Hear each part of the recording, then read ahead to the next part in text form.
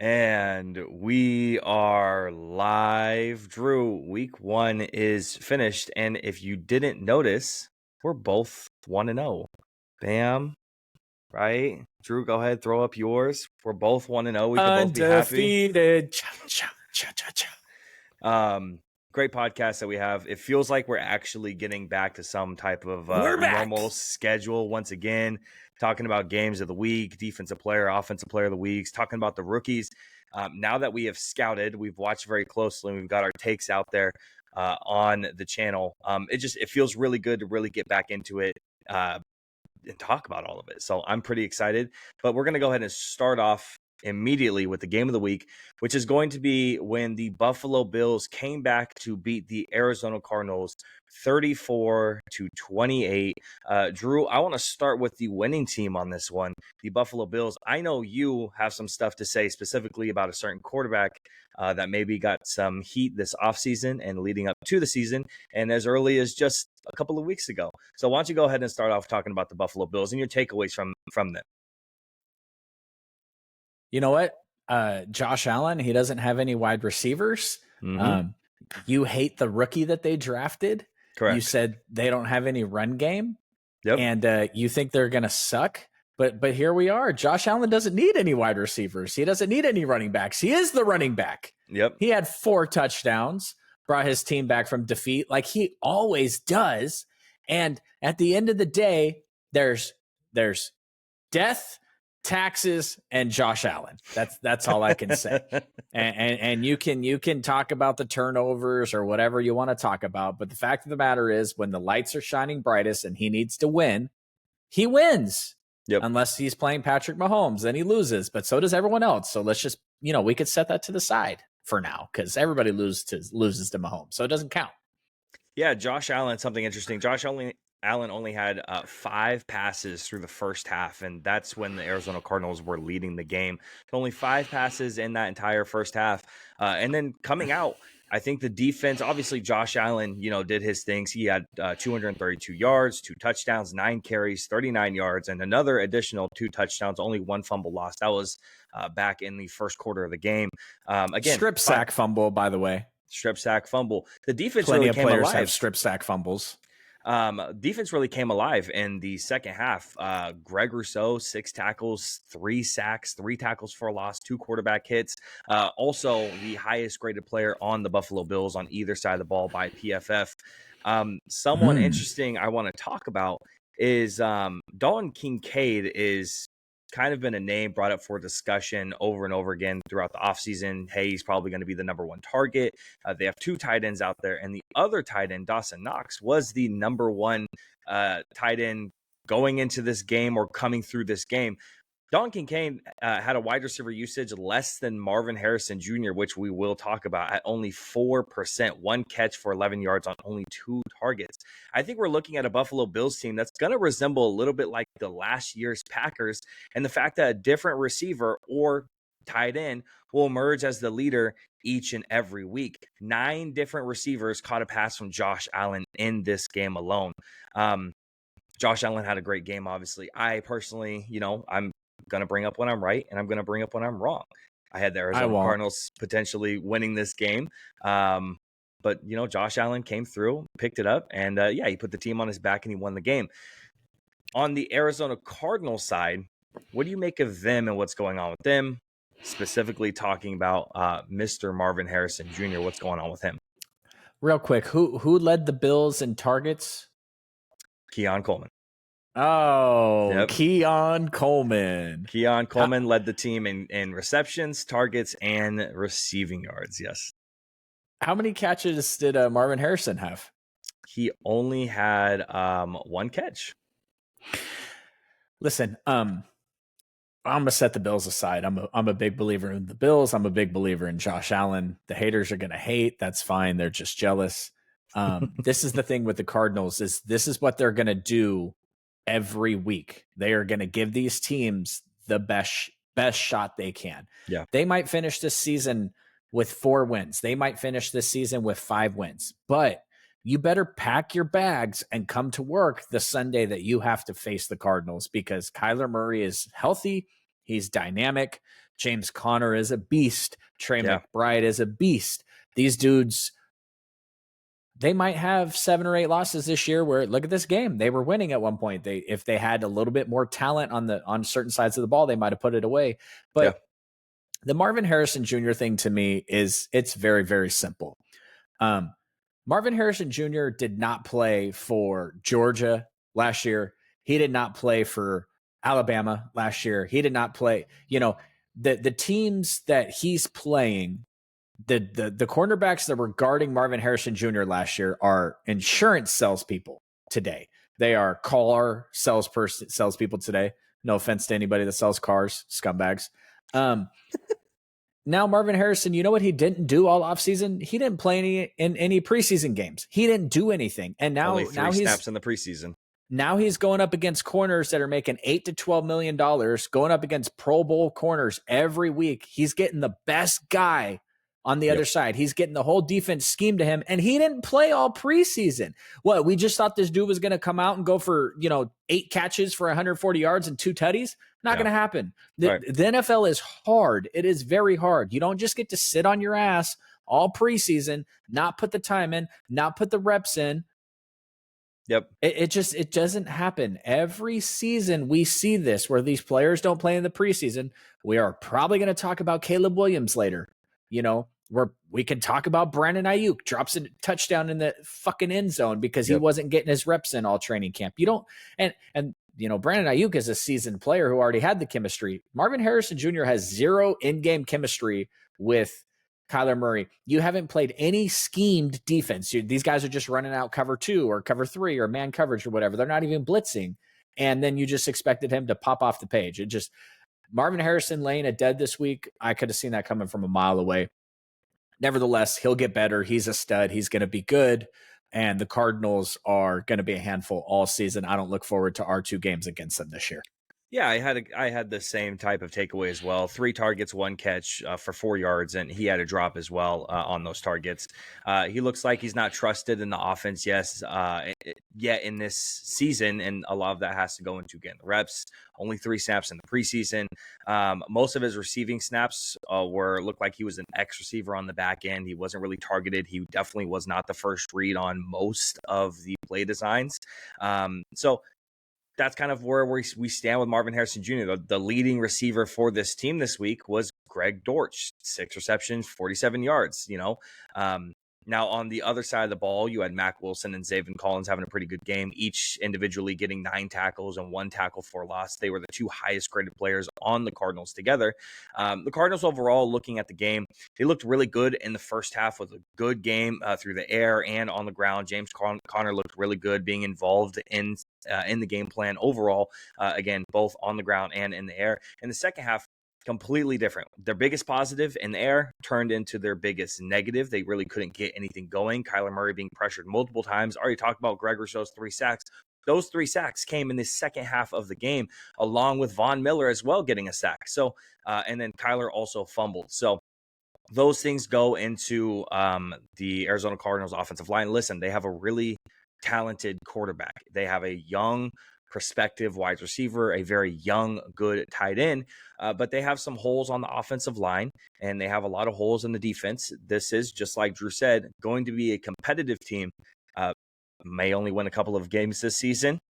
Maybe I think their ceiling's probably about 7-ish, maybe 8-ish at the max, but they're going to be competitive at the very least. So I think that's the takeaways for the game, looking at both sides of the ball. Drew, do you have anything to say about the game of the week before we move on to our next segment? No, just if you weren't able to catch it, go just check out some of the highlights from this game. It was very exciting. It was very back and forth, and there was not very good quarterback play this week one. Obviously, I think that's probably to be expected. A lot of these quarterbacks aren't even playing in the preseason. Frankly, training camp and the preseason has turned into not even anything worth watching, except for the fact that we're rabid fans. So some adjustment is going to be expected. But go back and watch this game because it was high level. It was back and forth, and it was definitely fun to watch Josh Allen put the team on his back and carry him to a W. Looking at the defensive side of the ball this week, Drew, who is your defensive player of the week? Obviously, we have a bunch of candidates, a lot of good defensive player across the entire league this week. Who's your number one guy, though? Yeah, I'm gonna give it to TJ Watt. That Steelers defense is fantastic. Um, Looks like it's going to be legit. Obviously, they have more than just TJ Watt on that side, and their offense leaves a shit ton to be desired. So if they're going to continue to have any type of success, which you would assume since it's a Mike Tomlin team, they're going to win 8 or 9 games and make the playoffs. That defense is going to continue to be fantastic, and TJ Watt has taken a strong first step towards his consideration towards Defensive Player of the Year. Right. If I don't want to steal your thunder here because there is a 1B for me, and it was really hard to distinguish between these two guys. So I'll let you go with yours, and then if you don't mention him, I'll bring him back up. Yeah, we'll go ahead and give out honorable mentions as well, because there's a couple guys I want to go ahead and shout out as well. Okay. We've already mentioned my defensive player of the week. It's going to be Greg Rousseau. 6 tackles, 3 sacks, 3 tackles for loss, and 2 quarterback hits. I had a couple of guys that I was going to bring up for just some consideration. Hey, shout out. But again, Greg Rousseau putting in the work. A lot of people should know the name Greg Rousseau at this point, coming out of Miami, coming out of the U. He was talented. He's been talented, just about health and getting him to this point. I think he should be poised for a pretty decent year. And then week 1 is just kind of already proving that he's ready to go and take that step. Who is your guy you want to shout out, or a couple guys you want to shout out? Yeah, there's a couple. It was nice to see my boy's brother, flash a little bit. Joey Bosa had a great game for the Chargers. I'm obviously a big believer in the Chargers. And then I'll leave the more obvious one to you. He was wearing blue the other night and looked like a freaking menace. Also wears number 97. But also Myles Garrett is still in this league. He's still a force to be reckoned with. And he made a rookie tackle look pretty terrible the other day, which is funny considering the Dallas Cowboys absolutely routed the Browns. So, but at least Myles Garrett is still good. The one thing is if your team's going to suck, you at least want to watch someone play. Yeah. As a Kings fan, that's called the DeMarcus Cousins syndrome. So at least the Browns have Myles Garrett they get to watch. Yeah, watching the game Sunday night and seeing Aiden Hutchinson week in and week out last year just do the same thing. It's that nasty ass spin move. Looks like we're watching Dwight Freeney reincarnated at this point. He's in the backfield constantly. Might not have been putting up the exact right in your face stats, but he was in on almost every single play. A couple other guys I want to kind of bring up as well. Zach Bond, the linebacker from Philly, 15 tackles, 2 sacks, a tackle for loss, and 2 quarterback hits. And then the corner for New Orleans, Alontae Taylor, 6 tackles, 3 sacks, 3 tackles for a hit, a pass deflection, and 3 quarterback hits. So those are obviously designed corner blitzes there. But, that Dennis Allen defense did obviously play incredibly well against the Carolina Panthers. But those are the couple guys I want to shout out. But, yeah, obvious guys obviously played their hearts out, and they played really well. Unlike the quarterbacks who kind of were lackluster this week, the defensive guys, they showed up, and they showed who they were immediately. The offensive players of the week, Drew, who is your number one guy? Because, I really only think there was like one quarterback that really could be mentioned for this spot. So we really have a bunch of position guys, running backs, tight ends, and wide receivers that could be mentioned here, which we might not get that every single week. So we should take advantage of that and try to shout these guys out. So who is your number one guy? I'm just going to go with Saquon. I mean, okay, yeah. The Isaiah Likely performance, he would have had it stitched up if he was wearing white cleats, but he wasn't. Saquon, there was a lot of talk. If you guys watched Hard Knocks, where the Giants owner is like, all right, if we let this guy walk and he's still good and he goes to the Eagles, he predicted all of this so far. Yep. Now, is Saquon still going to be doing this in week 13? I don't know. But right. I can tell you this, he still has the zip. We saw it. He made a fantastic catch on that touchdown pass. Yep. And there was a lot of standout running back and wide receiver performances this week, even a tight end performance, as I just mentioned. But just Saquon, the statistics, the touchdowns, it's hard to beat. As much as I'd like to give it to my boy Jordan Mason, Saquon had a better game. So Yeah, I think when it comes to running backs, my second would have been Joe Mixon. Actually, he's not my winner this week, yeah, but Joe my Mixon, boy Joe. he would have What been Zach there. Moss do this week? Oh, never mind. But my number one guy, my number one offensive player of the week is he's a familiar name, maybe not of last year, but of the yesteryears. 14 catches, 110 yards, 2 carries, and 10 yards on top of that. Mr. Cooper Kupp, who played on Sunday night, had himself a game, especially when Puka went out, unfortunately, with an injury. He was placed on IR, which is unfortunate to see. That's just so damn unfortunate.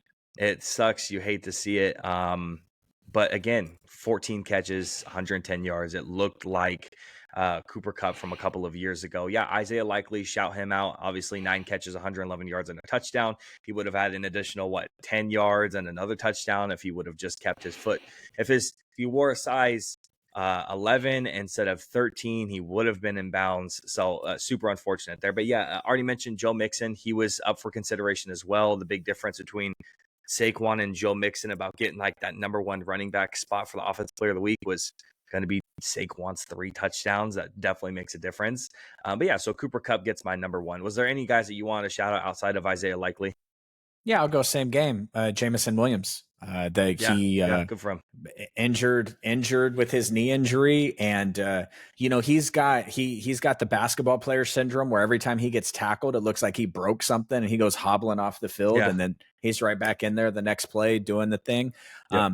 That is a super. I mean, Amon-Ra St. Brown does absolutely nothing in that game. Doesn't matter because they won, but that is a super huge development for the Lions if he is just going to be a solid number 2 wide receiver, because we already know what Amon-Ra can do. We know what Laporta can do. They got a 2-headed monster at running back. Frankly, the only thing that really holds them back a little bit is their own coach's belief in them. So the Lions look like they're back. And, I think that,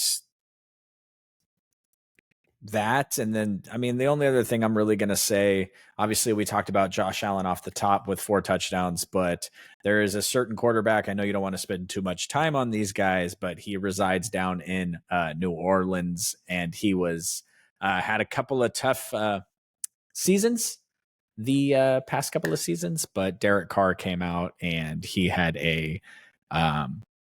he only had 4 incompletions. He threw 3 touchdowns, quarterback rating of 142. And I put New Orleans on the hot seat. Yeah, I put New Orleans head coach on the hot seat. Now, I think if you saw what happened in Atlanta, I might have been spot on that one. But shout out to Derek Carr. He had a fantastic game.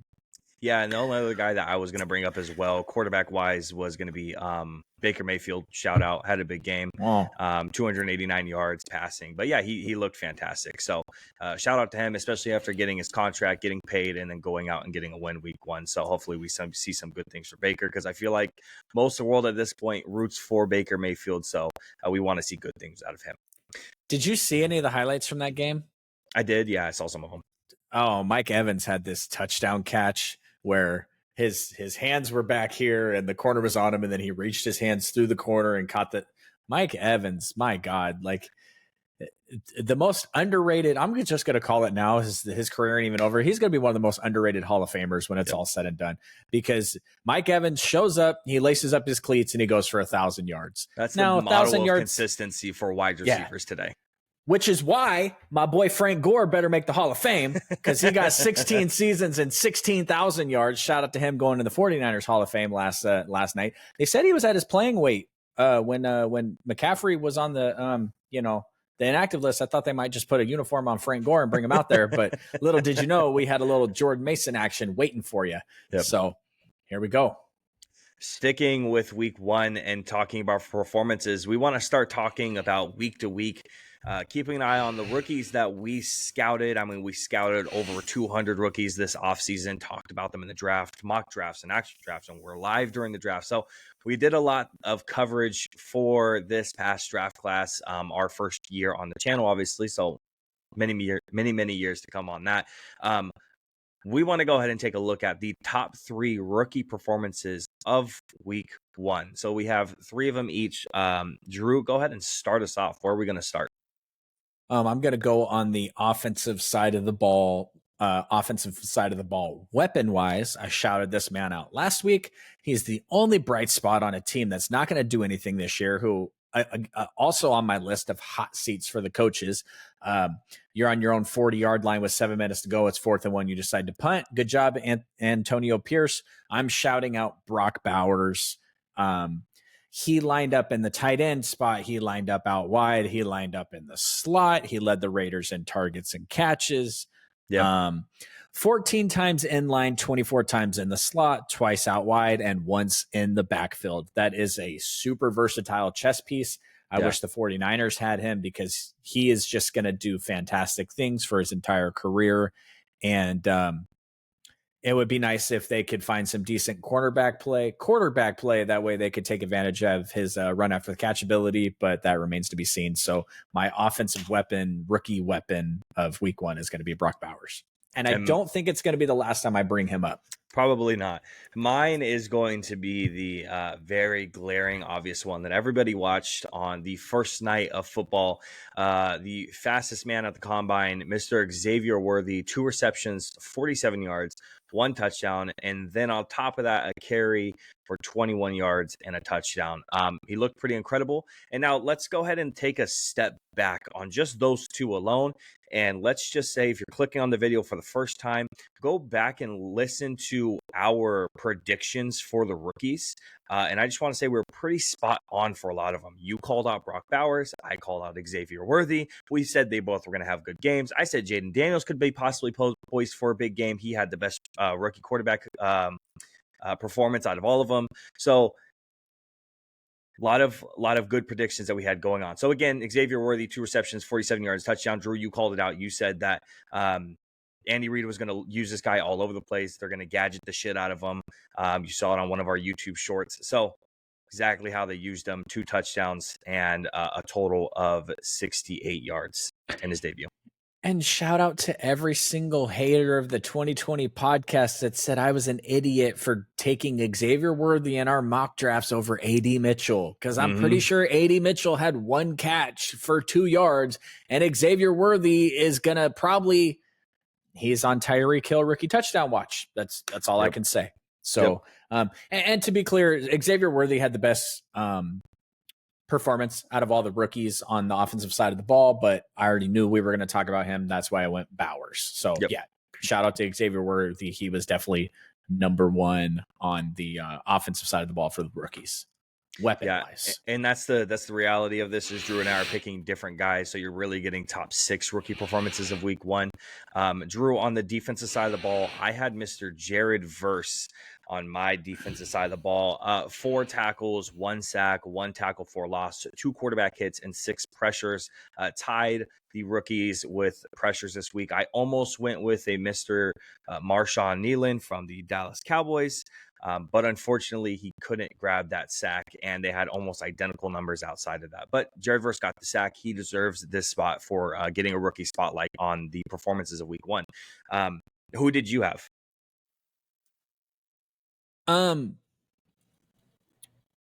I thought that what Latu did was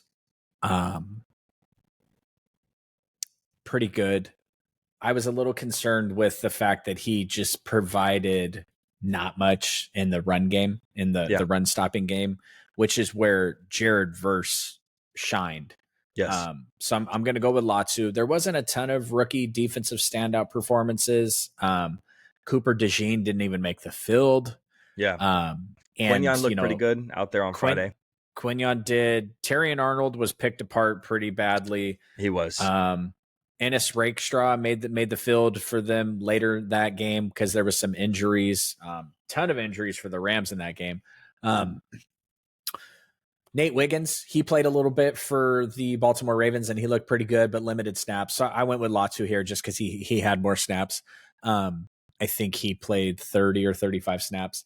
But Jared Verse in the run game was pretty impressive. Obviously, it didn't help them on that last drive, but that defense was just so gassed at that point. A lot of controversy. I don't know why we're carrying these playoff overtime rules and not carrying them in the regular season. Yeah. That's absolutely stupid to me. Now, the fact of the matter is the Rams are absolutely gassed. I don't think they're going down the field and scoring there anyway. But that's just stupid that we're doing this in the regular season and not in the postseason. It's just dumb. I agree. Who's your third? I'm going to give a shout out to my boy Dominic Pooney for the 49ers because we just ran the shit down the Jets' throat. But I'm going to go with Joe Alt. He was fantastic. I mean, Max Crosby tried, and then Max Crosby said, "No, I'm gonna go over to the Slater side. I'm gonna go after Slater." Right. For some reason, I am a PFF guy, but I think that Joe Alt won like 42 of 44 snaps. PFF didn't love him as much, but again, they're watching the individual play, and maybe he missed some stuff in pass protect that didn't actually affect the play. Obviously, we only see the outcomes of the play. So if a guy whiffs, but they throw a 30-yard pass, then we don't care that he whiffs. So I'm going to go with Joe Alt. I know there was a lot of controversy with the Chargers selecting him because they needed a wide receiver, but I think they found one. So Joe Alt just did not give up a quarterback hit, pressure, or sack, and had a 79% pass block win rate this week. I chose a different offensive lineman. I went with Talisi Fuanga from the New Orleans Saints. He led all rookies with a 94% pass block win rate, which is just kind of absurd.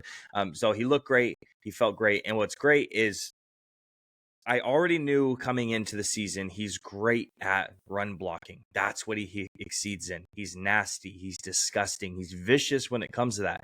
What he needed to improve on was the pass block stuff. And then, yes, I know it's the Carolina Panthers, but at the end of the day, as a rookie and you're switching sides from right tackle to left tackle for the first time in your career, and you get a 94% pass block win rate, it's impressive, and it should be shouted out 100% for the week 1 performances. Yeah, well, he's got a certain somebody named Micah Parsons lined up against him next week. So we'll see if we're talking about him on the podcast next week. And if we are, definitely going to keep an eye out for that, especially when you say, I already talked about Marshawn Nealon. He had 6 pressures. D-Law had, I believe he also had 6 pressures. So everybody on the Cowboys defensive line looked pretty good, but also let's contextualize that a little bit. The Browns were missing their 2 starting tackles. Now the right side of the New Orleans Saints offensive line with Trevor Penning is god-awful. He's horrible. So let's see how much they attack that left-hand side. Sticking with week 1, just for a little bit more, we're going to talk about 3 more things we have to talk about, since we already talked about it a little bit, is Brazil. Now, this was the first game. This is the first game to be played in Brazil. It was on primetime. It was highly advertised by the NFL. Player safety was a big concern for the players outside the stadium, but yet it was the field in the stadium that was the most dangerous. On the very first play from scrimmage, Eagles running back Saquon Barkley got his Philadelphia first snap. It was a 5-yard loss because of slipping immediately after taking a pitch. In the second quarter, the turf helped the Eagles score a touchdown as receiver A.J. Brown escaped from Packers quarterback Jair Alexander, who slipped while trying to tackle Brown as the receiver returned upfield. Later in the half, Packers quarterback Jordan Love lost his footing as he faked a handoff, causing him to rush his ensuing throw, which was nearly intercepted on another Packers drive. Running back Emmanuel Wilson slipped at the end of a 14-yard run, cutting his explosive rush short. One play later, Green Bay receiver Dentavion Wicks also slipped very badly midfield while running a route, causing Jordan Love to miss, and once again, a near interception. So it was time and time again. Obviously, we were all typing in the group chat saying this is embarrassing. So Drew, give me your takeaways from Brazil, specifically about this field. Yeah, I'm just going to go to a quote from Kenny Clark. Kenny Clark says, "It was trash. I've played in snow, I've played in rain, and I've never played on a surface as bad as that." Yep. This is a player that we're talking about the Packers. The Packers play in Lambeau Field, which is a frozen tundra for 70% of the season. Yep. And it was absolute trash. And now we have a star quarterback who just signed a massive extension in the offseason.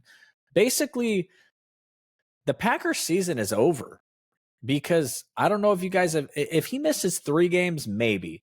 But if he misses 4 to 6, I don't know if you guys know anything about their backup, but he may be the worst backup in the league. And he's probably battling that out with a former 49ers quarterback, Trey Lance. But Willis, I mean, just what are the Packers going to do? They're going to run the ball 70 times a game. That season, the Packers had an amazing showing last year. We were all talking about how great they could be this year. And now, because of field conditions, it's over like that. It's just very disappointing. Absolutely. And when it comes to looking at the Packers, looking forward to them, immediately afterwards it happened, and looking at the very, very close replay, and it looking like something almost popped or moved. It was kind of weird to see. So it was great to hear that he did not have any actual structural damage to his ACL. But at the end of the day, looking at the Packers schedule, I had them starting out at 6-0. Yes, they did obviously lose their first game.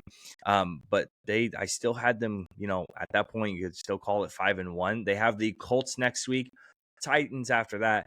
They face the Vikings, the Rams, the Cardinals, and the Texans. That brings us all the way up to October 20th. That is the next 6 weeks. So that's the first 7 weeks of their season. And with backup Malik Willis, I'm right there with you, Drew. I don't see them beating the Colts, especially with how Anthony Richardson and how the Colts looked last week against one of my favorite teams going into the season, the Houston Texans.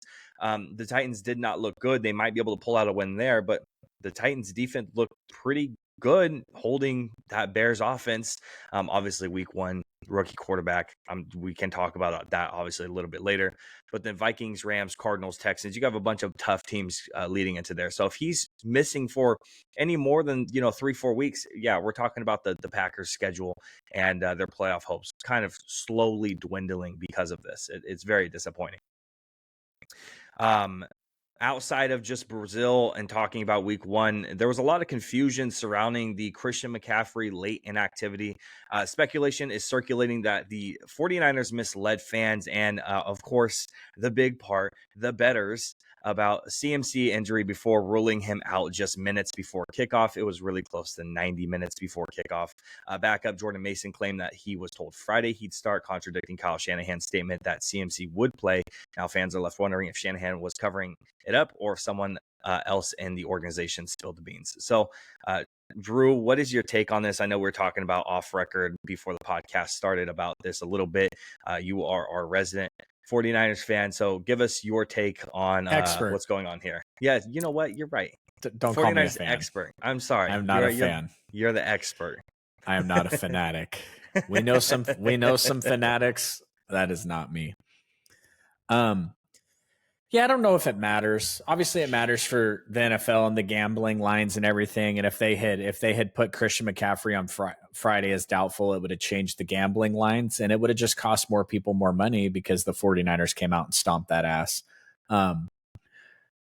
If you tell the Jets, hey, Christian McCaffrey's not playing this week, they probably game plan more for Brock Purdy and some offensive explosion passing stuff. And we didn't do that. We just went with the Christian McCaffrey game plan, ran it down their throat. Brock had an amazing game. And, frankly, I think this happens a lot in the NFL, gaming the injury list. And also, you know what the NFL did this year? They eliminated the probable designation on the injury report. So now you got questionable and you got doubtful. Yep. Kyle Shanahan said today in his press conference that if the game had been important, Christian McCaffrey would have played. Yep. And I was like, well, damn, that's a shot at the Jets. But I just think for my team, you're seeing a more laid back approach this year. I think the 49ers know they're going to be in the playoffs, and we need to save. We were talking all year last year. Can we get Jordan Mason into the game? Can we get Elijah Mitchell into the game? Can we get Christian McCaffrey out of the game? We're winning by 17 points and he's touched the ball 36 times. Can we get him out of the game? So I just think you're going to see a more conservative approach with the 49ers this year. Obviously, just to touch on that game very briefly, you got a number 1 overall pick. Not number 1 overall. I'm sorry. Our first round pick who was shot in the chest and didn't play. You got our backup running back, Elijah Mitchell, that's on season-ending IR. Christian McCaffrey doesn't play. Brandon Ayuk had 2 catches for 20 yards, didn't do anything. Hufanga doesn't play. Dre Greenlaw doesn't play. Yeah. And we kicked their ass. Yep. So I think you may see this a lot this year. I think you might see in games where these star players for the 49ers, they are older, aren't 100% healthy. They're just not going to play because we have enough on the team to hopefully win those games. And I think maybe it's a little bit of miswording, or maybe not miswording, but it's reading into it a little bit too much.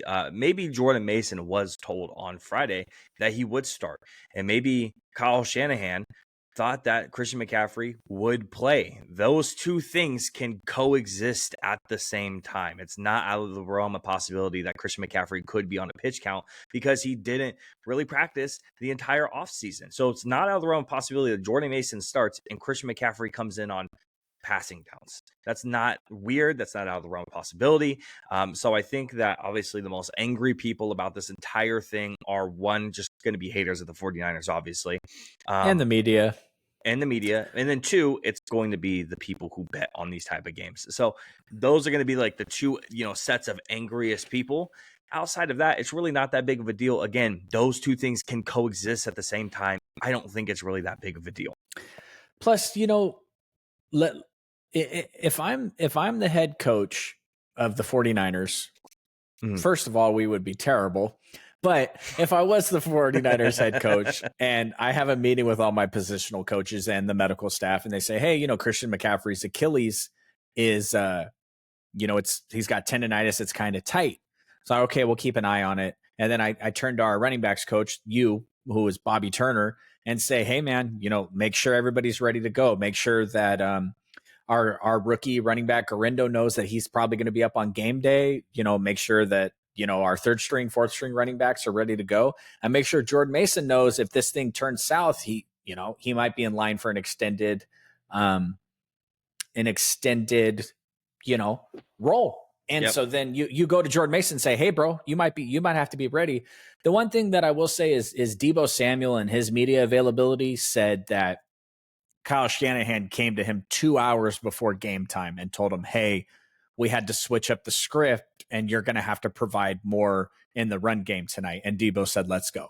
So they were not planning the Deebo usage. I think he had 8 or 9 carries, had a touchdown, rushing touchdown. They weren't planning that 2 days ago. So they had not put that into the work week. They hadn't gone with the wide back package, as they like to call it. Deebo found out 2 hours for the game that he was going to be getting carries. So they knew on Thursday or Friday he wasn't playing. I don't really believe that. But also, Bill Belichick used to list Tom Brady as a hurt pinky or a hurt thumb or shit every week of the season for years and years and years just to piss the NFL off. So there's always gamemanship with these kind of things. Yeah, absolutely. Talking about still one more thing for week 1 is the lackluster quarterback performances across the league and kind of what we make of them. Caleb Williams, Jaden Daniels, Bo Nix, they all kind of played like rookies, right? Again, Jaden Daniels had the best day out of all of them, and he rushed for like 16 times for like 88 yards and less than 200 yards passing, and 3 fumbles. None of them lost, but 3 fumbles on top of that. Several of the established quarterbacks just weren't any better. There were more shaky performances than good ones on Sunday and Thursday, Friday as well. Baker Mayfield, Derek Carr, Josh Allen all excelled really at leading their team to victory. CJ Stroud, Tua, Sam Darnold also, were pretty good. Kirk looked bad. Rusty, I guess you could say, for returning from his torn Achilles tendon. Deshaun Watson played like Deshaun Watson, which was, oh my gosh, he played so terrible. And some people are trying to make an excuse. Oh, well, the Cowboys defense is pretty good. You also have like $171 million guaranteed to pay him for the next couple of years. So he should play like that. And the last time we saw the Cowboys defense, Jordan Love was bending them over. So yeah. Like Deshaun Watson was throwing the ball into the stands. He was throwing the ball on streaks. He loads up, throws the ball. You're like, oh my God, they must have someone open. He missed the pass by 20 yards. Yep. You know who else was actually like dog shit was Caleb. Caleb looked awful. He was Jalen missing did. people by 10, 15, 20 yards. Yep. Guess who didn't play any preseason? The stupidity of that. You have a rookie quarterback and you're like, nah, we don't need to get reps. Yep. Dumb. Yep. No, absolutely. And talking about Deshaun Watson too, it was so bad. Flex, I was at the game in Cleveland, but so bad at, I would say, probably end of the second half, beginning-ish, middle of the third quarter at the very latest. There was people around us yelling, "Bring us Jameis." Famous Jameis. It was pretty Jameis. bad. I mean, there was people filing out of the stadium by the time middle of the third was going, really beginning of the fourth. You were getting "Let's Go Cowboys" chants from the Cleveland Browns stadium because it was mainly Cowboys fans at that point. So yeah, Deshaun didn't look good. Joe Burrow, he looked kind of out of sync. Will Levis made a crucial mistake that gave him the game away. Also gave an all-time moment with him dropping to his knees and putting his hands on his head. Absolutely hysterical. I don't know if you've seen that, but he threw the pick and just drops to his knees. Trevor Lawrence did look good in the second half. Justin Fields looked awful. Justin Fields just didn't seem comfortable, but it's kind of Justin Fields. Who knows? I know Drew has him in the studio right now with him. And then Kyler Murray, strong first half, faded in the second. There he is. There's Justin Fields, you guys. And then obviously Daniel Jones and Bryce Young may get the award for disasters of the week.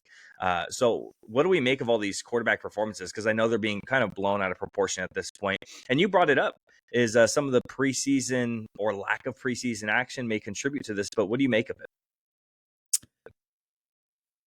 Listen, Kirk Cousins was a non-athletic quarterback before he tore his Achilles, and now he tore his Achilles and he's trying to come back.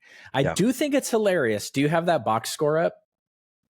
Do me a favor while I keep talking. Look it up, the Atlantic Falcons box score, and then tell me who led them in receiving. Justin Fields is Justin Fields. It's Ray McCloud. Ray, my boy. I shouted him out last week. I think it is so funny that I know people who will stand here and they will disparage a top 3 quarterback in Josh Allen, and they will disparage a 2-time MVP in Lamar Jackson, but nobody ever says shit about Joe Burrow.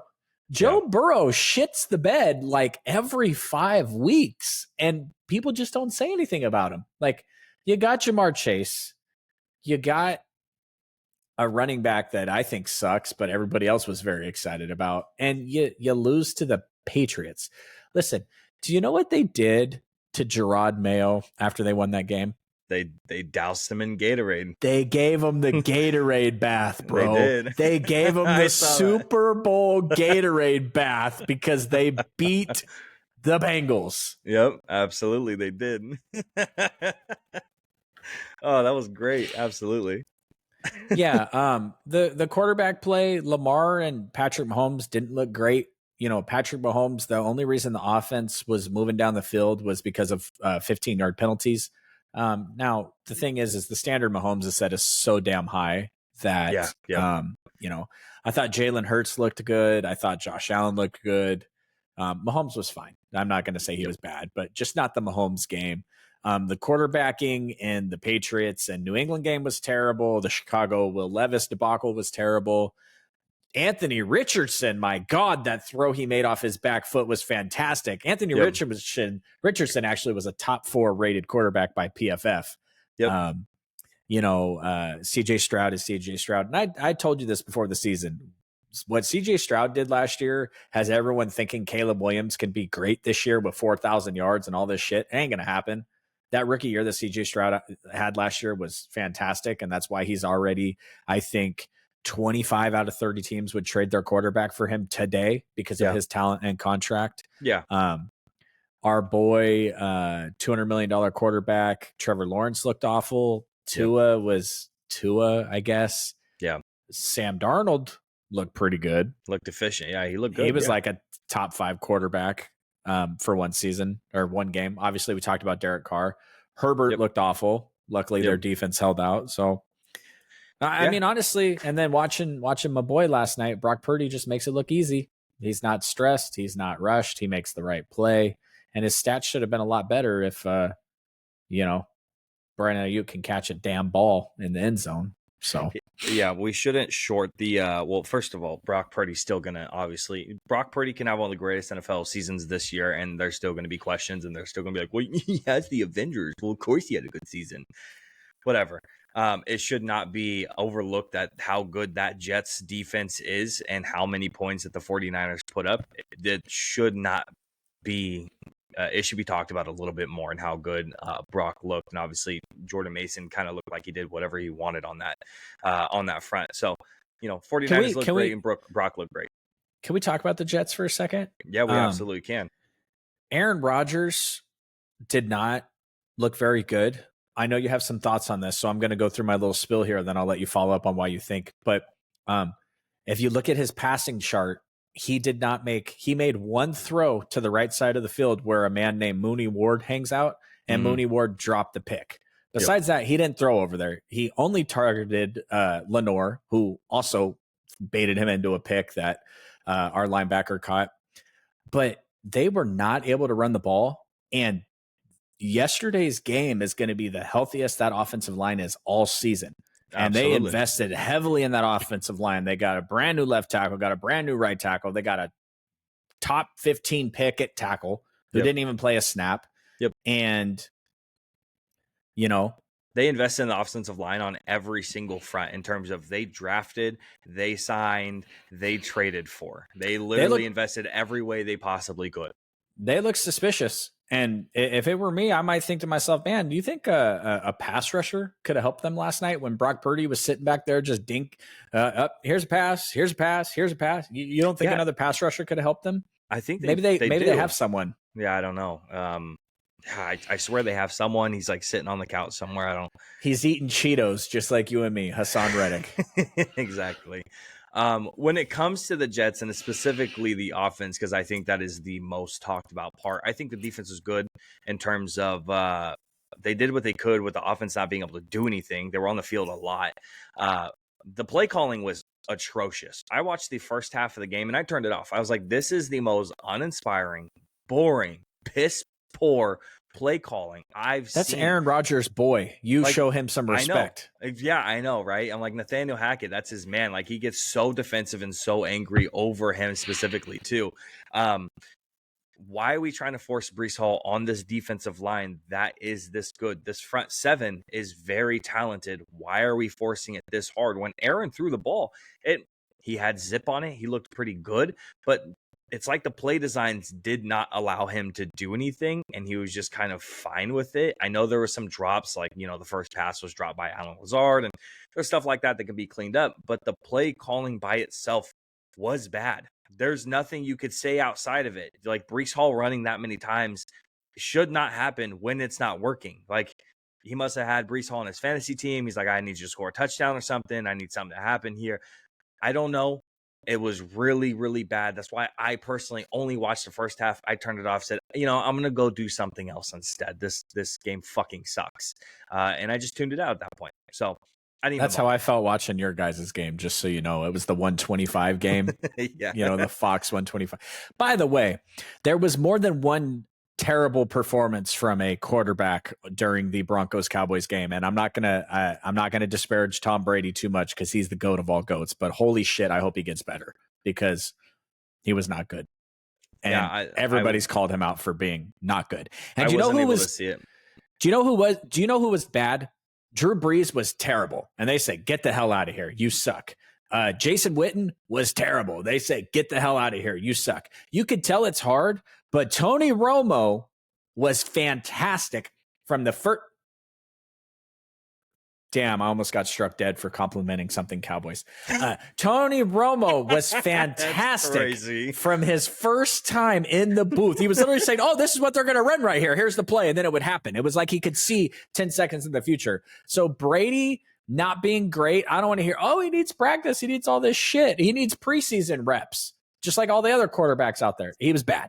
Everybody thinks he was bad. That was really funny. So hopefully he gets better because they gave him like 10 years and $400 million. So let's go ahead and move into the tail end of our show. A couple of talking points for week 2. Number one, still talking about quarterbacks, and that's going to be Justin Fields. Justin Fields looks like he will be the starter for week 2. Mike Tomlin confirmed today on Tuesday that Fields is going to get the start over Russell Wilson in Sunday's week 2 matchup against the Broncos. Unfortunately, that means that Russell Wilson can't face off against the team that dumped him. Fields started and led the teams to an 18-10 victory over the Atlanta Falcons. He went 17 of 23, 156 yards, in addition to 57 yards on the ground on 14 carries. Pittsburgh offense will face the Denver defense that gave up 26 points during its week 1 loss against the Seattle Seahawks. The Broncos were specifically soft against the run, and Seattle running back Kenneth Walker rumbled up to 101 yards and a touchdown on just 20 carries. So you're probably going to see a whole lot of running, especially from Justin Fields, Najee, Jalen Warren. It's going to be a heavy run game. And, Pittsburgh has their defense. Pittsburgh's still Pittsburgh. So it's going to be interesting. So my question for you is, if Justin Fields and the Pittsburgh Steelers, if they can pull out a win here in week 2, which it's possible, it's the Denver Broncos. If they pull out a win here in week 2 and Russell Wilson is healthy, does Fields get the start, or are they going with Wilson still? No, they're gonna do this thing the right way. It's just gonna go hot hand. I wouldn't be surprised to see one of these quarterbacks benched for the other multiple times this season and game. The thing about Russell Wilson is he's still a quarterback. Justin Fields is not. Russell Wilson will still attack the middle of the field. He's still one of the best deep ball passers of all time, although he hasn't been in seasons past. But I don't know if you saw this, but he was inactive on Sunday. Wilson. Yes. Yeah. You might be confused hearing that he was inactive because he was on the sideline wearing full fucking shoulder pads and his jersey despite being inactive. And it's the most corniest, jabroniest shit that is just more reasons why why his teammates hate him. Richard Sherman hates Russell Wilson. Marshawn Lynch hates Russell Wilson. You're inactive. Why are you wearing full pads on the sideline? I don't know why it irritates me so much. It's just embarrassing. He's like God, how can you be? You're the biggest fucking dork to ever play in the NFL. And I don't know why you being a dork bothers me so much, but what are you doing? Why?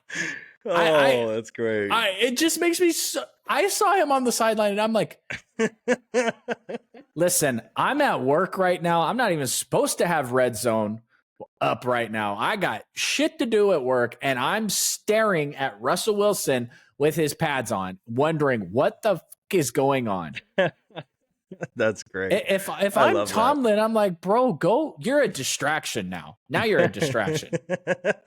Everyone's just staring at him, getting ready for the game. Like, what the fuck is he doing? and what's crazy is he's not a good QB anymore. And I will always have respect for Russell Wilson because he destroyed the Niners for so many years. Yeah. And I don't have any respect for Justin Fields because he's terrible his whole career. And the guy they got rid of was Kenny Pickett. So it's just like they really haven't made,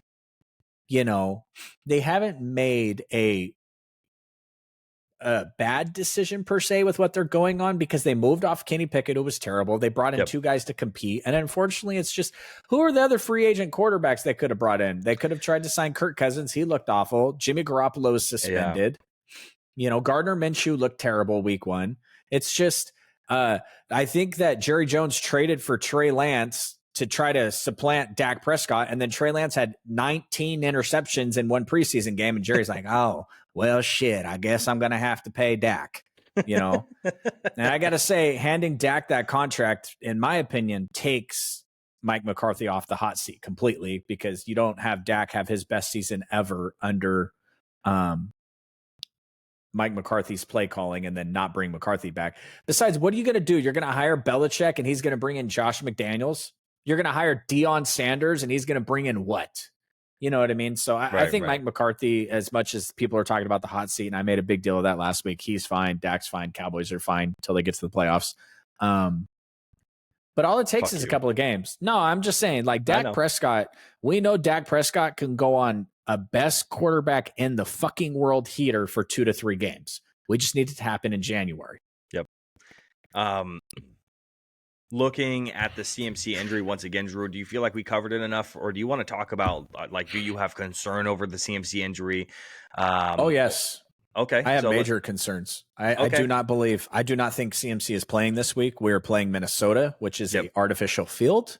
yep. I think that I do not think you're going to see CMC play too many games on artificial field this year. I think on grass he'll be playing. I do not think he's playing on artificial field. So if you have CMC, if you drafted him number 1, trade for Jordan Mason right now.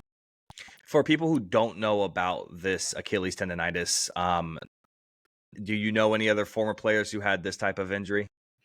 Oh yeah, there's this guy. He plays linebacker for us. His name's Dre Greenlaw. He had Achilles issues all year last year, and then his Achilles ruptured while he was running onto the field to play football. Not playing football, not in the middle of a play. No, he was running onto the field to play, and his Achilles ruptured. Yep. And if Christian McCaffrey ruptures his Achilles, then this may be sacrilege. But if I was the 49ers, I would cut him because he's not coming back from that, not in the way he is now.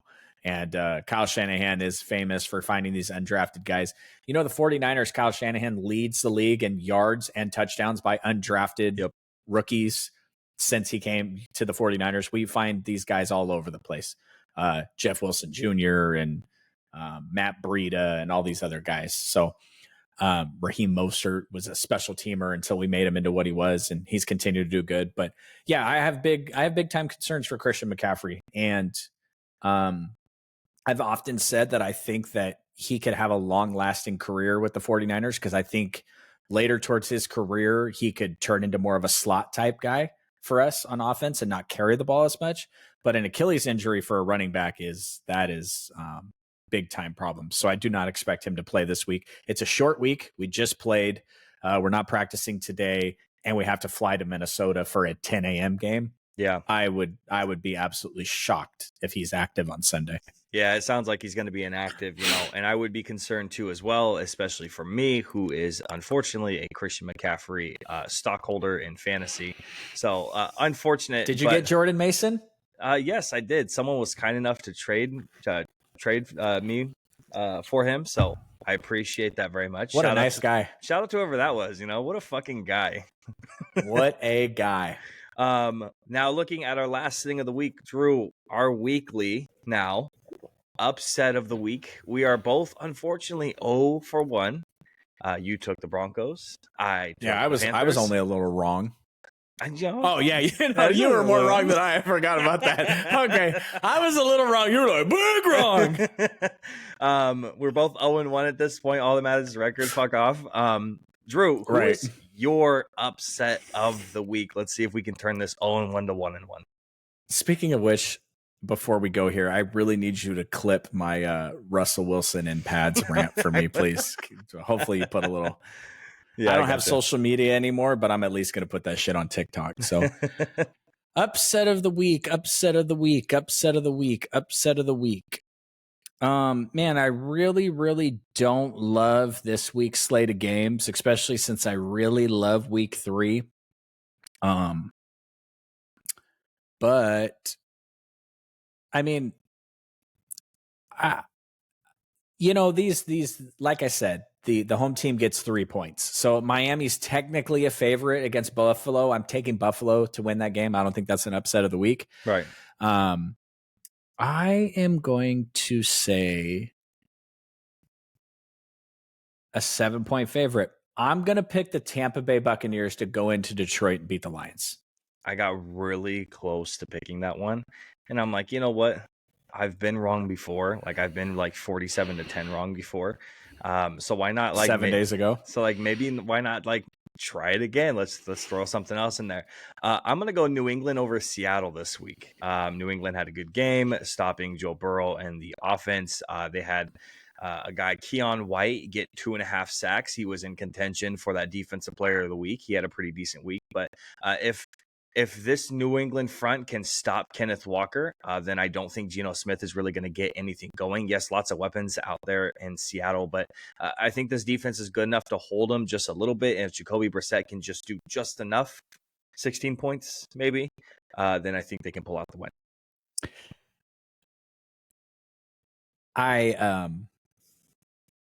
think that the Cincinnati Bengals Kansas City Chiefs game's pretty tasty. That was that was interesting to me too. But for some reason, man, now we're just talking straight victories, right? We're not talking about covering the spread or anything, because Baltimore's a 9.5, 10-point favorite against the Raiders, and that's got Raiders written all over to do something funky against the Ravens. Right. So Brock Bowers' legacy game. Yeah, man. Just a shitty slate, really. I mean, the Cincinnati Bengals Kansas City Chiefs game on paper is cool. Are we super excited about Monday Night Football with the Falcons Eagles? I think the Eagles are going to, run on that. Falcons looked really weird. Kirk looked weird. I mean, like, most of the snaps was out of the pistol. His stance was funny. People were pointing out his stance all over social media. I don't know if you noticed it, but, he usually played with an offset stance, and this one he was playing with a set stance, because in pistol, you don't want to give away whether you're running the ball or you're going to go drop back for a pass. So trying to switch Kirk Cousins at this age, right after a major injury like this, probably isn't the smartest idea in the world, but, they're running with it, and we'll see what comes about it. They have some weapons out there in Atlanta. I should put quotes, weapons, maybe not weapons. We're not sure, but they're, potentially weapons. So I'm not sure, but yeah, I'm not super excited for that matchup either. And then, Sunday night, we get to watch Caleb, which will be fun. But if he plays like last week, the Texans are going to rout him, so that won't be too fun. But I do have a question. Are you nervous at all about this next week? It feels Derek like fucking Carr. It would feel like a trap game for us, wouldn't it? Bro, if there's going to be an upset. No, I'm not super worried about it. I think that our offense played efficient, and we did it against a good defense. And we're talking about an offense that didn't play any snaps in the preseason. Dak just got his contract, CD as well. Those guys didn't play any snaps. Our offensive line played some. We have our starting tight end is going to be out for a few weeks, but I'm not super concerned considering some of the other guys that are surrounding the team. So no, I'm not super concerned about it. Our defense is going to go out and they're going to do our job, do their job perfectly fine. I'm not worried about them. I would be worried about the offense. But again, I think that we got our game out of the way. Really good defense. We played really well, really efficiently, and we got the win. So I'm not super concerned. But, if someone looked me in my face next week and said, hey, you guys lost, I'd be like, that's a fucking trap game, and that really sucks. And I wouldn't be exactly super duper surprised just because of how things roll. The only thing I will say about this, and just because if you weren't a Cowboys fan, I probably wouldn't poke too much fun at you for it, but it does got a little bit of last year written all over it, where you guys got lambasted by the Cardinals because you were kind of looking forward to some games. You guys got the Baltimore Ravens next week, week 3. And, it wouldn't be the first time that a Mike McCarthy team has looked pretty unprepared for a lesser opponent. So we'll see.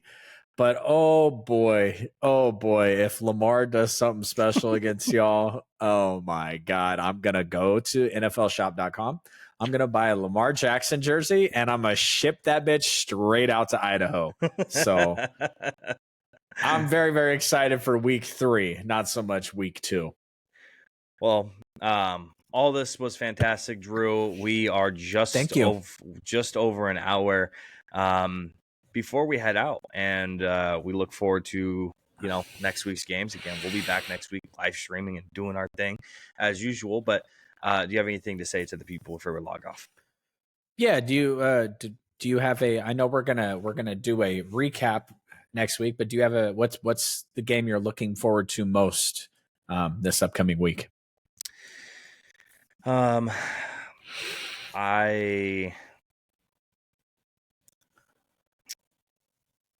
I think that the Rams Cardinals game could be really good. Yep.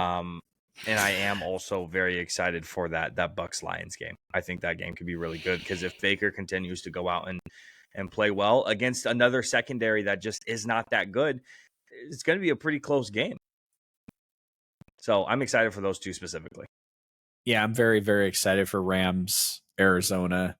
I just think that's going to be, I think that, unfortunately, since I think if the Rams had won against the Lions, we'd been talking about Matt Stafford as the number one like performance of the week, right? Yep. Unfortunately, one pass just a little past Cooper Kupp's hands, but and yeah, I mean, I think Baker's at the point now where I think Baker is so fun to watch because he plays the quarterback position like the words "fuck it" are tattooed on his face. You know what I'm saying? Like he just, he escapes the pocket on one play and he like slides forward for a first down and he does this big old major first down thing with these guns like this, and then he slaps the defensive player on his ass as he walks by, which is typical Baker. And then like 3 plays later, he escapes the pocket and he lowers his shoulder into the defender, and he got whopped a little bit. And then it was funny because I forget who it was. I don't know if it was Rashad White or who's the rookie running back for the Buccaneers, Bucky Irving. Yep. I like ran over and got right in Baker's ear hole. And was basically like, hey, fuckface, don't lower your shoulder into the defenders. Go down. It was just kind of, Baker plays with that mentality. And frankly, it reminds me a little bit of Mike Evans' running mate at Texas A&M, Mr. Johnny Manziel, who would just, fuck it, Mike Evans is down there somewhere. Good luck. And, 9 times out of 10, Mike Evans just does the damn thing. So It's fun to watch a quarterback wide receiver tandem that'll pitch and catch like that. And just, especially when you got a freakazoid like Mike Evans and just throw it off down there. But, I'm kind of hoping the other game is I'm kind of hoping that, I got a little money action on the Jets trading for a certain wide receiver that plays for Las Vegas right now. So I got a little Devontae Adams to the Jets trade deadline action going. So hopefully the Jets look a little better this week because, Aaron Rodgers, 4-time MVP. I don't want his career to end the way it's trending right now. So. Absolutely. All right. Well, that's all I got. We will see everybody next week for the week 2 analysis and then week 3 look ahead. Make sure you subscribe on any and all platforms. We do appreciate it. But besides that, enjoy your Tuesday. Peace. Peace.